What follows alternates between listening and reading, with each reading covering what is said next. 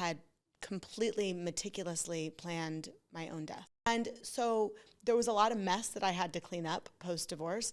And then there was also a lot of struggle. And I was inheriting big girl life and big girl bills and big girl responsibility. After your nap. And I was not prepared. And I was so depressed.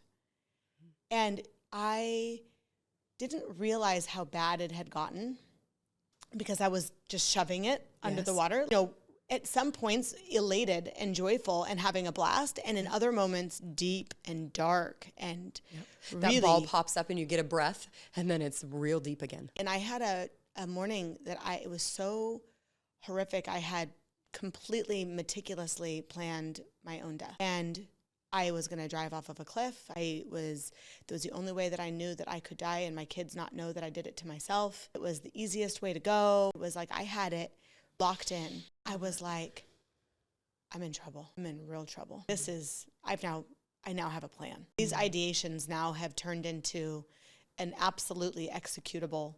Yes. It's now a choice. Now I can make that choice or I cannot. And that's terrifying. And I hid my keys from myself. And I locked myself in my room, in my bed, when my kids were at their dad's.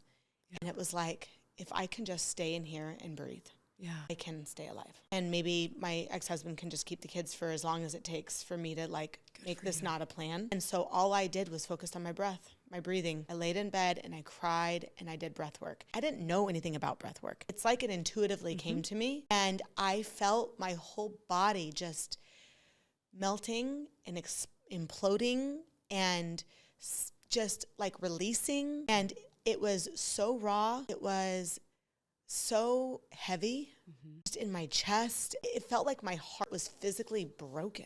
And every day I just breathed. 3 or 4 days. And on the 4th day I got up and I had finally slept a little where I wasn't dreaming, where I finally rested. And I woke up to a message from my friend Sue, and she said, "How are you?" That makes me want to cry. And I said, "Not okay." And that is where I wanted to cry. Like, I didn't want to say I wasn't okay. I was not okay. And I couldn't put a ribbon on it. I couldn't put a bow on it. I couldn't make it sound pretty. I couldn't make it sound positive or optimistic. I wanted to die. And she said, "Is it money pain or is it heartbreak pain?" Both. And she said, "Is it,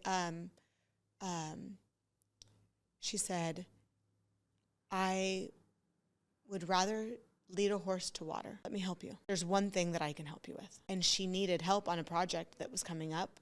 And she's like, "I need an event producer, someone who knows people,